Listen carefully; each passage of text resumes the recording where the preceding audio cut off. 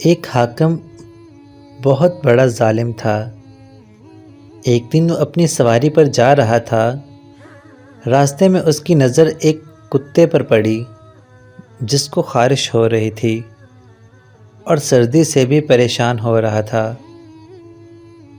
اس ظالم حاکم کی نظر اس کتے پر پڑتے ہی اس کی آنکھوں سے آنسو آ گئے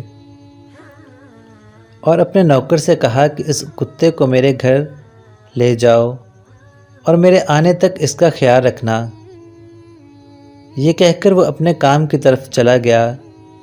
جب واپس آیا تو اس نے کتے کو منگوایا اور گھر کے ایک کونے میں بندھوا دیا۔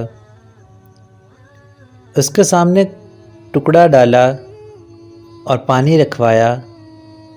اس کے بدن پر تیل لگا کر ایک کپڑے کی جھول اس کے اوپر ڈلوائی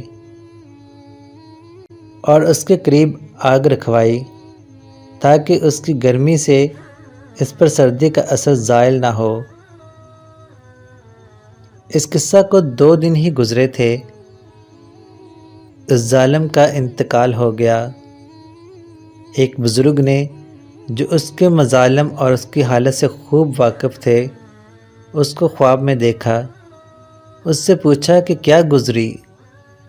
اس نے کہا کہ اللہ تعالیٰ نے مجھے اپنے سامنے کھڑا کیا اور فرمایا تو کتا تھا، یعنی کتوں جیسے کام کرتا تھا، انسانوں جیسے کام نہیں کرتا تھا، اس لیے ہم نے بھی ایک کتا ہی تجھ کو دے دیا، یعنی اس خارش والے کتے کا طفیل تیری بخشش کر دی اور میرے ذمہ جو حقوق تھے ان کا خود ادا کرنے کا ارادہ فرما لیا۔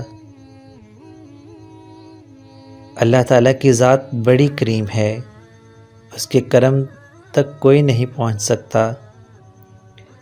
کسی شخص کی کوئی ادنا سی چیز پسند آ جائے تو اس شخص کو بخش دیتا ہے۔ انسان اس کی خوشنودی کی تلاش میں رہے، کیا پتہ کس کی کیا بات اللہ کو پسند آ جائے۔